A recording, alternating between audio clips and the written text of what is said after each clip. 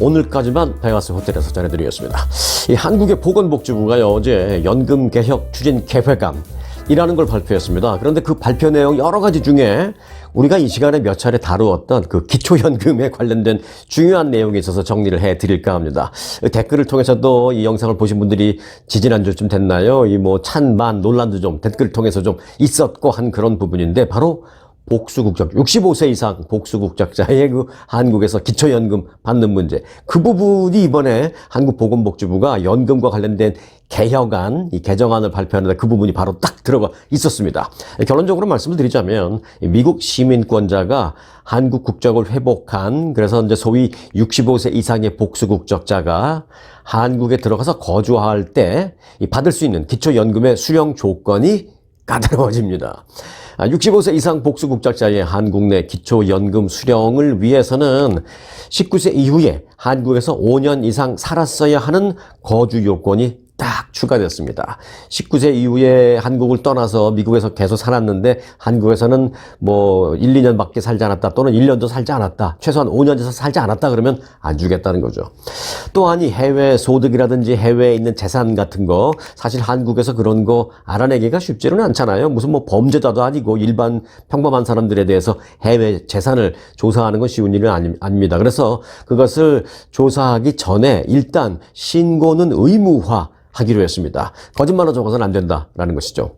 자, 정리를 하자면 현재는 그 복수국적자라도 65세 이상이고, 그리고 이제 소득이 하위 70% 이하이면 한국에서 기초연금을 수령할 수 있습니다만은, 이제 앞으로는 이 개정안이 최종 통과되면 앞으로는 이 한국에 거주한 지 5년이 넘어야 하고요. 또 해외 소득 그리고 해외 재산까지 구체적으로 제출을 해야 한다는 것입니다. 자, 이 같은 개편은 65세 이상부터 허용되는 그 복수 국적을 취득한 노인의 경우에, 그러니까 65세 이상자의 경우에 해외에 장기 거주해서 실제적으로 한국에서는 이제 세금을 낸 기록이 거의 없는 그런 가능성이 높기 때문에 이 한국에 있는 내국인과 똑같이 이 기초연금을 받고 있다면 좀 형평성에 문제가 있다라는 그런 논란을 의식한 결과로 풀이되고 있습니다. 자, 이 같은 개편은 65세 이상부터 허용되는 복수국적을 취득한 그런 노인의 경우에 해외에 장기 거주해서 한국의 세금을 낸 적이 없는 그런 사람들 때문에 이제 만든 겁니다. 우리가 이제 이 시간을 통해서도 많이 형평성 논란 있었잖아요. 이제 바로 그겁니다. 그 형평성 논란을 의식한 결과다. 정부도 그렇게 발표를 했습니다. 한국에서 지난해 복수국적자에게 지급한 기초연금액은 212억 원이었습니다. 저는 뭐 개인적으로 이게 많다고 보지는 않습니다. 미국에서 한국으로 뭐 송금하고 돈 붙이고 또 우리가 한국에 가서 돈 쓰는 액수 이런 거 다 따지면 이거보다는 수백 배, 수천 배 많을 겁니다만은, 그래도 일단 한국에서 봤을 때 정서상, 국민 정서상 뭐 200억 원 넘게 그 뭐 복수국적자에게 기초연금이 나가, 이제 이런 뭐 불만이 좀 나올 수 있는데, 정부가 그 국민들의 어떤 불만이나 이런 것이 또 민감하잖아요. 뭐 선거 때 되면 표를 또 받아야 되니까. 이제 그 때문에 된 겁니다. 자, 일단 연금액은 아까 말씀드리다 말았습니다만은 1년에 한 212억 원 됩니다. 근데 이제 사실 이것도 많이 늘어난 거예요. 9년 전이었던 2014년에 비하면요, 212억 원은 이제 2023년 기준, 그러니까 그로부터 9년 전이었던 2014년에 23억 원밖에 안 됐는데, 이게 최근에 계속 지금 거의 한 그 9년 사이에 9배 늘어난 수치죠. 이제 지금 212억 원까지는 뭐 그렇다 치더라도 이런 식으로 늘어난다면 앞으로 뭐 1,000억 원, 2,000억 원 될 수도 있는 거 아니야? 이래서 이제 조금 논란이 돼서 아예 이참에 좀 까다롭게 만들어서 어느 정도 좀 눌러놓고 저 액수가 자꾸 상승하는 것을 좀 막아놓겠다라는 게 이제 한국보건복지부의 보관인 것 같습니다. 자, 이를 두고 기초연금의 성격상 장기간 해외에 체류한 해류에서 한국에서는 이제 뭐 세금을 내지 않았을 그런 사람에게까지 기초연금을 주는 문제에 대한 논란이 계속됐는데, 이쯤에서 이 논란을 마무리하자라는 게 이제 정부의 보관이다라는 후문입니다. 자, 이 부분은 좀 민감한 부분이라서 일단 먼저 좀 전해드렸습니다. 자, 조지아주 애틀란타 인근의 한 고등학교에서 총기를 난사해서 최소한 4명을 살해한 혐의로 체포된 14살 소년이 성인 법정에서 재판을 받게 됐습니다. 14살이면은 청소년 법정에서 받는 건데 미국에서 이런 경우가 좀 있습니다. 조지아주 애틀란타 인근, 어제 저는 윈더라는 지역 이렇게 제가 말씀드렸는데, 저도 사실은 조지아주 애틀란타까지는 제가 가본 적이 있습니다. 거기서 그 취재 활동하고 하느냐고 한 달을 묵었었는데, 이제 뭐 윈더인지 와인더인지 그쪽은 제가 잘 몰라요. 그래서 윈더라고 제가 발음을 했는데 발음은 아마 잘못한 것 같습니다. 그 지역에 바로 거기 사시는 분이 제가 사는 곳이 와인더입니다 라면서 아주 점잖게 저를 좀 교정시켜 주셨습니다. 그래서 제가 알겠습니다. 아, 이 윈더가 아니구나, 와인더구나 라고 알았습니다. 자, 조지아주 와인더 지역의 수사국은요, 여하튼 고쳐주신 그 댓글로 고쳐주신 그 구독자분께 일단 감사드리고요. 자, 조지아주구 와인더 수사국은 현장에서 체포된 올해 14살의 콜트 그레이 총격범입니다. 기소됐다라고 말하면서 그러나 그를 성인 법정에 세우겠다라고 밝혔습니다. 그레이는 어제 오전 애틀란타, 어제가 아니죠, 이틀 전 애틀란타 북동쪽으로 한 40마일 떨어진 앞서 말씀드렸던 그 와인더라는 도시에 있는 애팔레치 고등학교에서 총기를 난사해서 14살짜리 학생 2명, 그리고 39살짜리 되시는 그 수학교사, 그리고 53살의 또 수학교사, 이렇게 학생 2명, 교사 2명을 살해한 혐의를 받고 있습니다. 그리고 뭐 이외에도 학생 8명, 그리고 이제 또 다른 또 부상자 다 등등등 합쳐서 한 9명 정도가 크고 작은 부상을 입었습니다. 그래서 총 사상자가 뭐 한 13명, 뭐 14명 이렇게 지금 나오고 있는 그런 상황입니다. 총격범 그레이 역시 이 학교 학생이었다라고 이제 수사국은 밝혔습니다. 그가 이제 성인으로 취급이 돼서 일반 성인 법정에 서게 될 것이다라는 얘기입니다. 미국에서 미성년자는요, 일반적으로 소년 법정 또는 가정 법정에서 재판을 받습니다. 그게 법이죠.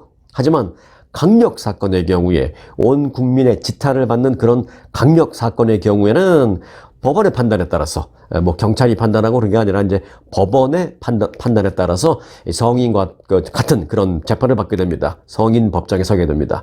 이게 이제 청소년 법정에 서는 것과 성인 법정에 서는 것과 뭐가 다르냐? 가장 중요한 포인트는 형량의 문제입니다. 형량. 그리고 이제 그 후에 어디로 가는 것인지, 청소년 법정에서 재판을 받게 되면 그 형량도 물론 다르고요. 물론 낮고, 그리고 뭐 그 교화원 뭐 이런 데로 이제 보내지잖아요. 그런데 이제 성인 법정에서 받게 되면 성인하고 똑같이 형량을 하기 때문에 4명을 살해했다? 이건 뭐 14살짜리라는 걸 지워버리고 일반 성인 법정에서 하는 재판이다라면 이건 뭐 볼 것도 없이 종신형입니다. 네, 그러나 청소년 법정에 가면 아닐 수도 있는데 이 14살짜리를 성인 법정에 세우겠다라는 어찌 보면 참으로 안타까운 그런 상황이 되었습니다. 한편 이 범행 동기와 관련해서는 아직까지 나온 게 없습니다. 총격을 가한 이 그레이라는 학생과 희생자들 간에 어떤 모종의 관계가 있었는지는 아직 확인되지 않고 있습니다. 이 범행 동기 역시 현재까지는 명확히 밝혀진 게 없습니다. 근데 이 학생은 처음에 자기가 속해 있는 교실에 있다가 교실 밖으로 갑자기 나갔습니다. 그리고 나서 이제 총을 갖고 들어갔는데 그 과정에서 교실에 있던 선생님이 뭔가 좀 이상하고 불안한 걸 느껴서 그 학생이 나간 다음에 교실 문을 잠궈 버렸어요. 그래서 이 학생이 나가서 총을 갖고 다시 왔을 때 자기가 있던 그 교실 문은 잠겨서 못 들어갔습니다. 그래서 그 바로 옆 교실 같은 데 열려 있길래 거기 가서 그냥 막 난사를 한 겁니다. 그러니까 사건에 대한 어떤 범행 동기도 조금 지금 애매해진 겁니다. 그래서 자, 그런데 이제 대부분의 사건이 그렇듯이 이번 사건도 사전에 사실 좀 생각해보면 뒤늦게지만 여러 조짐이 있었다라는 그런 후문도 있습니다. 자, CNN은요, 사건 하루 전이었던 지난 3일 오전 애팔레치 고등학교에서 범행을 예고하는 전화가 걸려왔다, 이런 보도를 했습니다. 전화를 건 인물은 모두 5개 학교에서, 그러니까 뭐라고 말을 했냐면 인근 5개 학교에서 오늘 총기 난사가 벌어질 것이고 오늘 아니면 뭐 내일이든 며칠 안에든 그런 일이 벌어질 것이다 라고 말을 했다라는 것입니다. 그러면서 애팔레치 고등학교가 그 가운데 가장 먼저 표적이 될 것이다 라고 말하고 끊었다, 라는 것입니다. 그런데 뭐 물론 그 전화를 건 사람이 지금 총격범인 그 그레이라는 학생인지의 여부는 아직 확인은 되지 않았습니다. 그런데 이런 전화가 왔음에도 불구하고 바로바로 조치를 취하지 못한다는 게 너무나도 아쉽습니다만은 이 전화 한 통 갖고 뭐 학교를 폐쇄한다거나 이러기에는 또 좀 부담이 됐었다라는 후문이죠. 여하튼 그런 조짐이 분명히 있었습니다. 어찌 보면 막을 수 있었던 기회가 몇 번 있었다라는 것이죠. 그 마지막 기회마저도 다 놓치고 이렇게 피해가 발생한 겁니다. 자, 그 와인더가 속한 그 와인더라는 도시가 속한 이 베로우 카운티 지역에 있는 모든 학교, 이번 주말까지 일제히 휴교에 들어간다라고 밝혔습니다. 이날 사건이 올해 미국에서 발생한 총격 사건 가운데 몇 번째냐? 미국에서 그냥 일반적으로 총격 사건이다, 총기 난사 사건이다, 이런 거는 이제 어떻게 구분을 하냐면은 범인을 포함해서 4명의 사망자가 나오면은 이건 총기 난사 사건, 뭐 이런 식으로 이제 분류를 합니다. 그렇게 분류를 기준으로 해봤을 때 미국에서 올해 발생한 한 395번째, 거의 400번째 되는 총기 난사 사건입니다. 생각보다 굉장히 많죠. 이게 뉴스가 안 돼서 그렇지 여기저기서 어찌 보면 하루에 한 2-3건씩 나는 거죠. 지금 뭐 1년도 안 지났는데 뭐 아직 8개월 조금 더 지났잖아요. 3824, 250일 정도밖에 안 됐는데도 지금 395번째 정도 되는 총기 난사 사건입니다. 그리고 교내 총격 사건은 따로 분류하는데요. 교내 총격 사건은 한 45번째 된다고 합니다. 어제 그 댓글 보내주신 분 중에 한 분이 이렇게 보냈어요. 제가 그 송앵코의 그 영상을 보고 우리 딸한테 야 이런 일이 있었대라고 말하자 딸이 말하기를 엄마 이 뉴스가 안 돼서 그렇지 일일이 뉴스가 안 돼서 그렇지 매일 그런 일이 있습니다라고 얘기했다라고 댓글을 보내주신 분이 계신데 보니까 실제로 그러네요. 네, 실제로 그러네요. 뭐 매일 연일 이런 총기 난사가 있고요.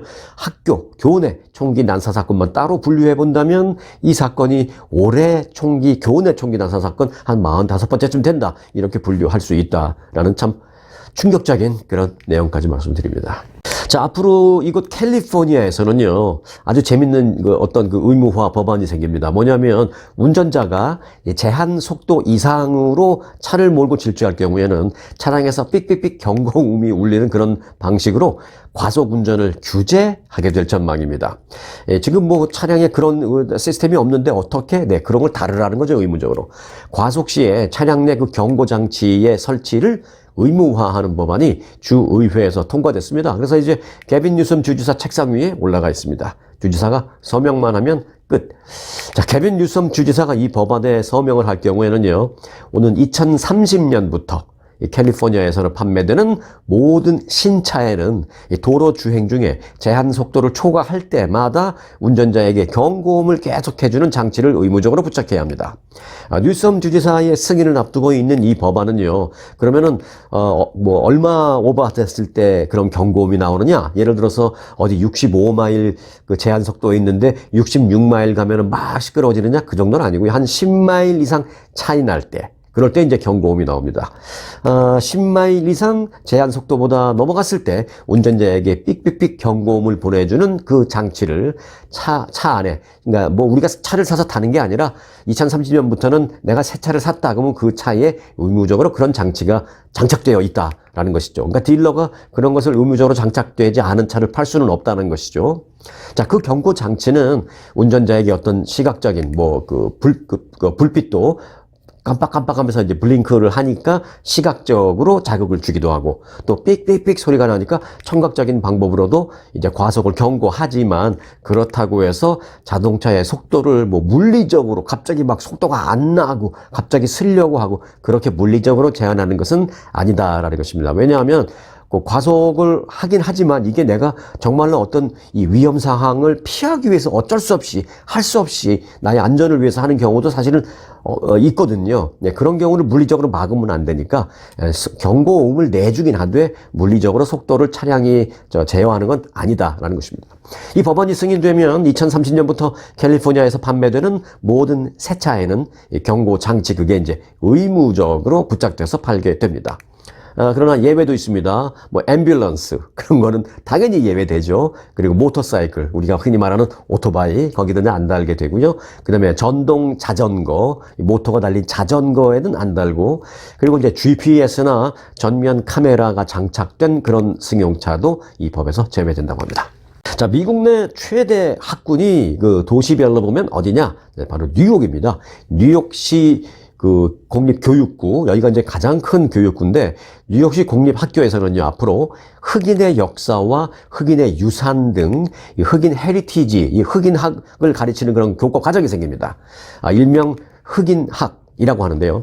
ABC 뉴스에 따르면 뉴욕시 교육부는 이번 주에 시작되는 그 가을 학기부터 흑인학이라는 이 새로운 교육 과정, 새로운 클래스를 도입합니다. 이 교과 과정은 아프리카 대륙의 문명부터 시작을 해서 거기부터 가르칩니다. 그리고 거기에서 흑인이, 그러니까 아프리칸 아메리칸이 어떻게 이제 아프리카에서 미국으로 이주해 왔는지 그 과정, 그리고 미국 흑인들의 역사, 또 흑인의 문화 전통, 또 미국의 흑인 커뮤니티 등등에 대해서 학생들에게 가르치게 됩니다. 유치원 때부터 가르치기 시작하고요. 유치원에서부터 12학년, 한국으로 본다면 고등학교 3학년이죠. 이때까지 전 과정, 전 학년에 대해서 이 적용이 된다라고 합니다.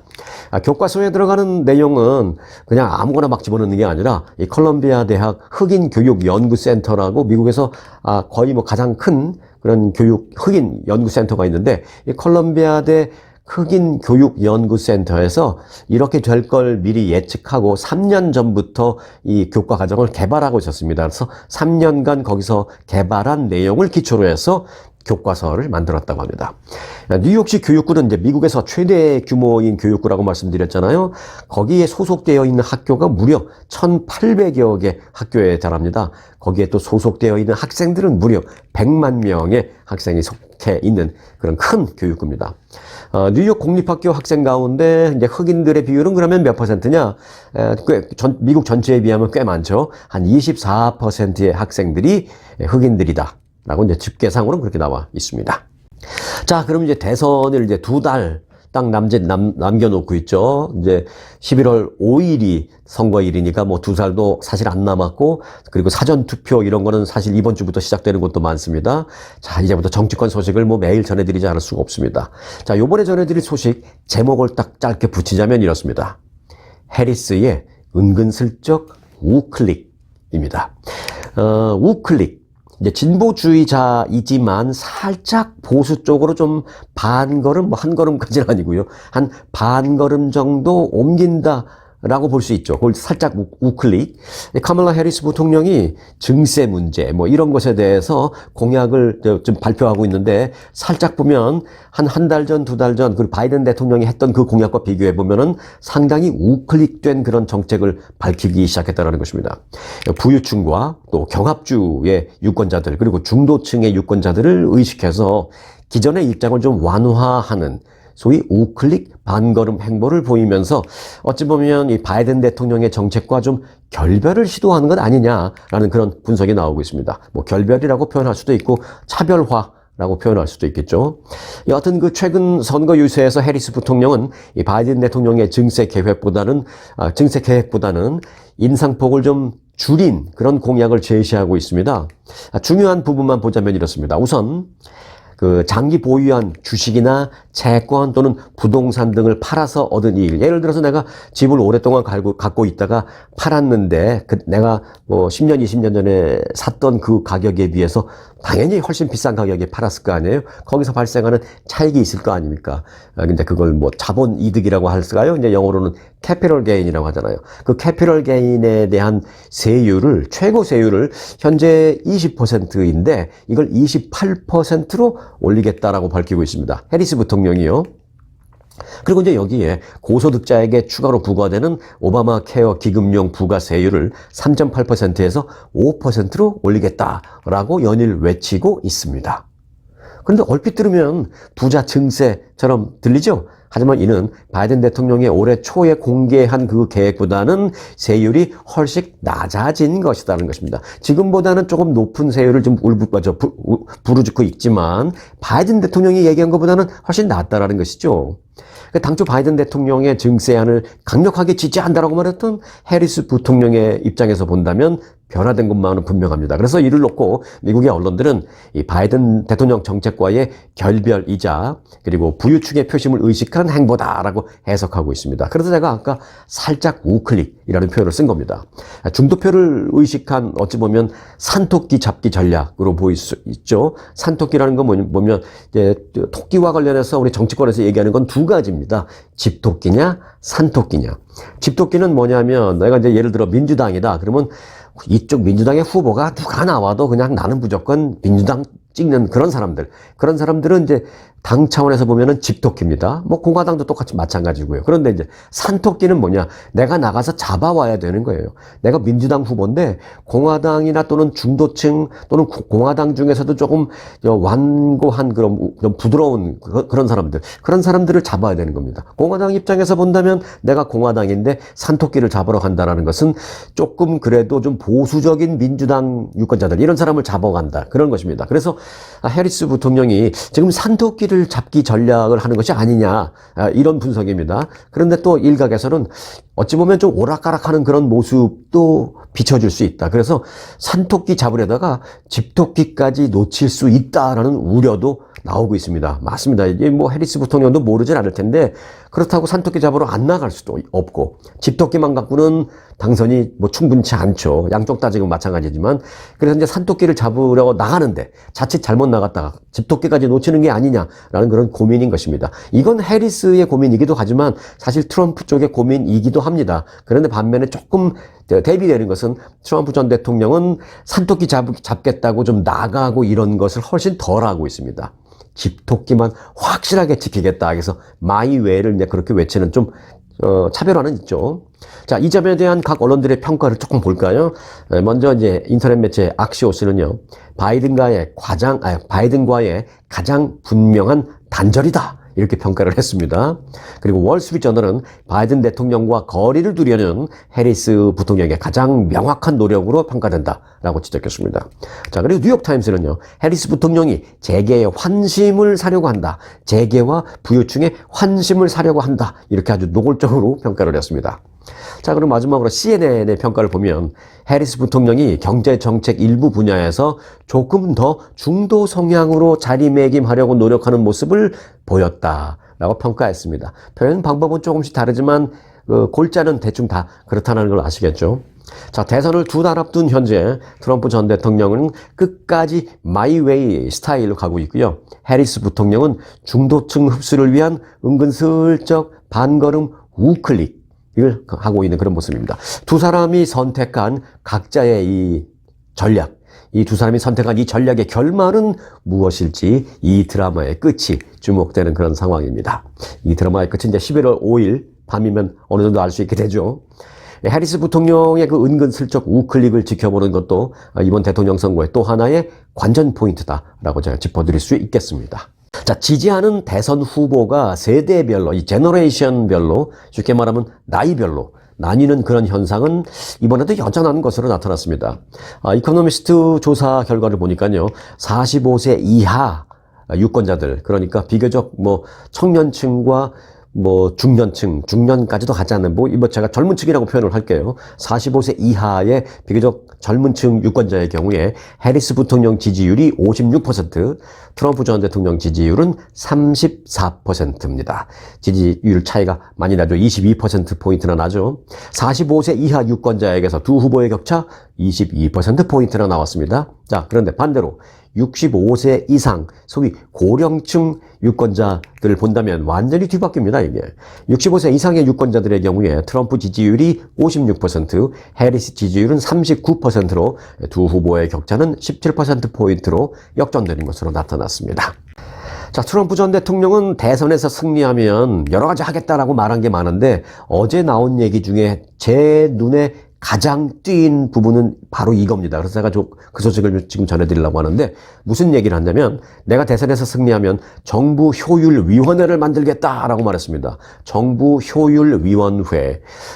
좋은 말이죠. 정부를 효율적으로 돌아가게 해야 할 텐데 그거를 누군가가 좀 진두지휘하면서 해야 될 거 아니에요? 그래서 이제 그 위원회를 만들어서 위원장이 진두지휘해서 그걸 하겠다는 것입니다. 그런데 그 위원장을 누구를 앉히겠느냐?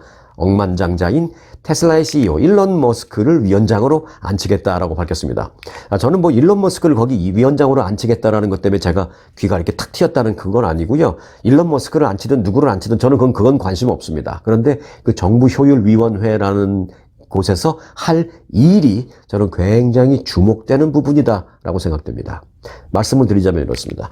트럼프 전 대통령은 어제 뉴욕의 그 이코노믹 클럽에서 한 연설을 통해서 이렇게 말했습니다. 나는 연방정부 전체의 재정과 또 어떤 성과에 대한 감사를 수행하고, 중요하죠?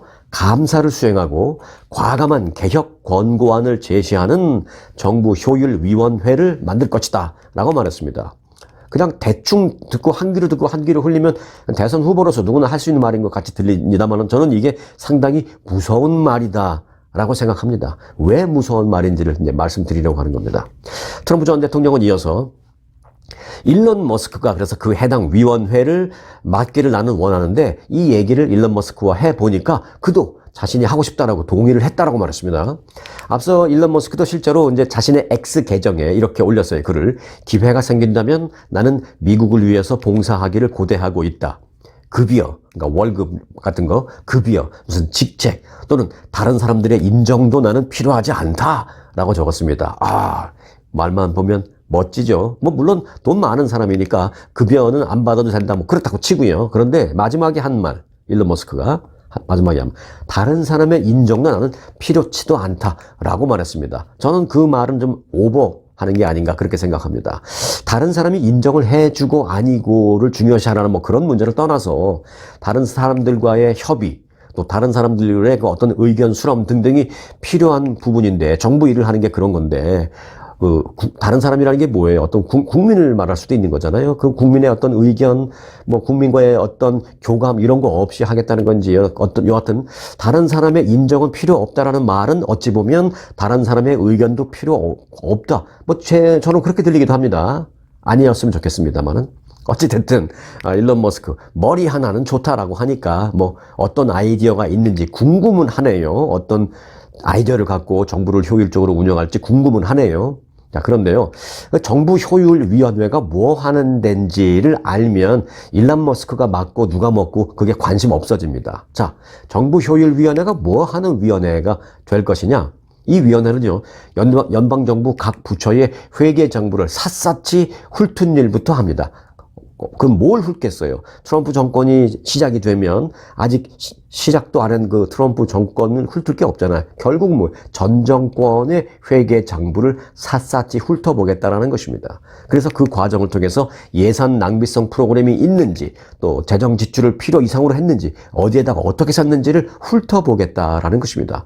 그래서 이제 겉으로 표방하는 말은 그래서 필요 없는 재정 지출 같은 것을 삭감하겠다. 또 불필요한 규제가 있다면 그것도 없애는 역할을 그 위원회에서 담당할 것이다 라고 이제 트럼프 캠프 측은 밝혔습니다. 말은 일단 멋있습니다만은 이게 물론 필요한 일입니다. 그런데 이게 이제 양날의 칼이 되는 것이죠. 잘 쓰면 이 나라를 아주 훌륭하게 만들 수 있는 것이지만 잘못 쓰면 이게 또 어려운 힘든 일을 당하게 됩니다. 이게 이제 사실은 대단히 무서운 업무다라고 이제 말씀드리는데 이 같은 구상은 결국 이제 재집권할 경우에 바이든 해리스 지금 이 정부에서 방만하게 운영해온 정부 재정 집행 그런 실태를 사사지 들춰내겠다라는 이제 포석이 깔려있는 그런 말을 우리가 받아들일 수 있습니다. 전 정부의 잘못된 점, 또 더 나아가서 비리를 파헤치는 그런 위원회가 될 수도 있기 때문에 저는 트럼프 전 대통령이 이제 당선이 돼서 정부 효율 위원회를 만들어서 그 역할을 뭐 일론 머스크를 맡기든 누굴 맡기든 해서 돌리면 그 위원회가 아마도 그 정부에서 가장 무서운 위원회가 될 것이다라고 생각합니다. 민주당 전 정부의 입장에서 보면 그렇죠. 실제로 트럼프 전 대통령이 어제 이런 부분에 대해서 일정 부분 시인하는 말을 했습니다. 뭐라고 말했냐면 바이든 정부의 그린 뉴딜 정책, 이 그린 뉴딜 정책, 대충 말만 들어도 이제 감이 오시죠? 그린이라는 것은 이제 친환경을 뜻하는 것이니까 친환경 새로운 경제 성장 정책, 이거는 이제 바이든 대통령은 늘 그린 뉴딜 정책이라고 말했는데 그 바이든의 그린 뉴딜 정책은 완전한 사기극이었다라고 트럼프 전 대통령은 어제 그렇게 말을 했습니다. 그러면서 또 한두 번 말한 게 아니라 계속 반복하면서 말하기를 그 그린 뉴딜 정책은 미국 역사상 가장 큰 사기이며 아마도 10조 달러 이상의 사기극으로 나는 생각한다 라고 말했습니다. 트럼프 전 대통령 본인 입으로 사기다라고 말을 했으니 만일 당선이 된다면 그 부분을 조사하는 건 당연한 거죠. 당연한 거죠.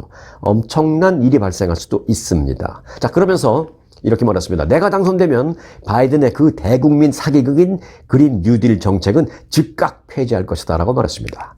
자, 정부 효율위원회라는 것은 첫 번째 업무로 그래서 그 일을 할 것이다 라고 트럼프 전 대통령은 말했습니다. 자, 이 부분은 대선을 보는 관전 포인트, 이번 대통령 선거 유세 기간 선거 운동이 어떻게 되느냐, 그럼 대선을 보는 관전 포인트라기보다는요, 만일 이제 트럼프 전 대통령이 당선이 된다면 바이든의, 그러니까 전 정부의 그린 뉴딜 정책에 대한 폐지 과정에서 과연 전 정권에 대한 수사의 칼날이 어떻게 이루어지느냐, 그렇게 우리가 생각을 해볼 수 있다라는 점에서 우리가 지켜봐야 된다, 잘 보여야 된다. 이게 뭐 공화당 측 입장도 마찬가지고요, 민주당 측 마찬가지고 국민들의 입장에서도 그 부분을 잘 기억해 놓고 계시다가 좀 지켜볼 필요가 있는 부분이다 생각이 돼서 여러분들에게 말씀드립니다. 자, 어찌됐든 뭐 이래저래 아주 치열한 대선 과정이 지금 진행되고 있다, 이렇게 말씀드립니다. 자, 어제 푸틴 대통령 얘기를 한번 했었는데, 자, 드리로 잠깐 한 말씀 드린다면, 푸틴 러시아 대통령이요, 미국 대통령 선거에서 민주당 후보인 카멀라 해리스 부통령을 지지한다라고 말을 했습니다. 한 인터뷰에서 그렇게 말을 했어요.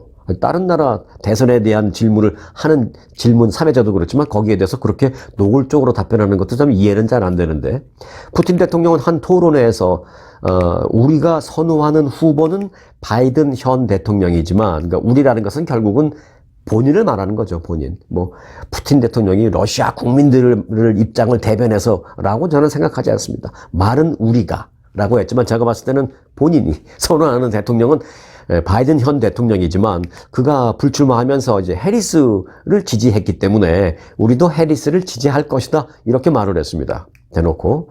공화당 후보인 트럼프 전 대통령은 왜 지지하지 않습니까? 라고 사회자가 되묻자 트럼프는 그 어떤 대통령보다 엄청나게 많은 제재를 우리 러시아에게 부과했습니다 라면서 해리스가 대통령이 돼서 만약에 잘하는 그런 대통령이 되기를 원한다면 해리스는 그런 행동을 하지 않아야 될 것입니다 라고 말했습니다. 어찌 보면 러시아 입장에서는 트럼프 전 대통령이 좀 껄끄러운 존재로 생각을 하고 있나 라고 이제 생각될 수 있는 그런 발언을 어제 한 겁니다, 푸틴이. 그런데 저는 좀 한번 비틀어서도 보고 싶습니다. 어쩌면 푸틴은 트럼프 후보가 당선되기를 바라는 마음이 있지만 자신이 지지한다라는 자체는 오히려 미국 쪽의 입장에서는 거부감을 줄 터이기 때문에 일부러 해리스 지지라고 반대로 말하는 건 아닐지도 모르겠다. 저는 이런 생각도 해봤습니다. 아마도 그쪽에 더 가깝지 않을까, 제가 방금 전에 말씀드린 그게 더 맞지 않을까, 저는 그렇게도 한번 생각해 봅니다. 원래 이 푸틴이나 뭐 시진핑, 뭐 김정은 같은 류의 그런 사람들이 하는 말은 오히려 반대로 받아들이는 게 더 맞는 경우가 많습니다. 자, 여하튼 백악관은 그 푸틴 대통령의 이런 발언이 전해지자 즉각 이를 대선 개입이다, 대선 개입 시도다, 이렇게 규정을 하면서 미국 대선에 대해서 왈가왈부 발언을 즉각 중단하라 라면서 백악관은 반발했습니다. 자, 이틀 전에 제 영상에서는요, 가수 김호중 씨의 그 팬클럽이 세계 평화를 지키기 위해서 김호중을 석방시켜달라라는 그 내용의 이메일을 미국 대선 후보들에게 보냈다라는 내용을 말씀드렸잖아요. 그때는 그래서 그 내용에 대한 댓글이 가장 많이 올라왔습니다. 그런데 이제 바로 어제 영상에서는요, 그 푸틴 대통령이 영원히 살기 위한 소위 영생 비법을 개발하라 라는 명령을 러시아 산하기관에 내렸다라는 그 내용에 대한 댓글이 가장 많더라고요. 예. 영생을 추구하는 푸틴 대통령이 해리스를 지지하네, 뭐 트럼프의 규제가 어떠네 저쩌네 하는 발언 자체가 이미 대선 개입이라고 저는 생각합니다. 그 입 다물고 푸틴은 뭐 빙산에 올라가서 얼음 목욕을 하든지 아니면 어디 알카피 어디든지 알라피 거기 가서 사슴피 목욕을 하든지 아무튼 미국 쪽의 관심을 절대 좀 끊어 주기를 바란다라는 말을 푸틴 대통령에게 전달하면서 오늘 영상 마칩니다. 대통령상 수상에 빛나는 초특급 아주 투어 모국 관광. 아주 모국 관광의 인기 비결은 전 일정 5성급 호텔의 럭셔리 숙박, 아주만의 27인승 VVIP 버스, 엄선된 맛집들이 선사하는 최고의 식사, 고객들의 표정이 증명하는 아주 단독 모국 관광은 그 누구도 따라할 수 없는 최고 인기 관광입니다. 건강검진도 모국 관광과 함께 하시면 훨씬 더 편리합니다. 모국 관광도 역시 아주 좋은 아주 투어.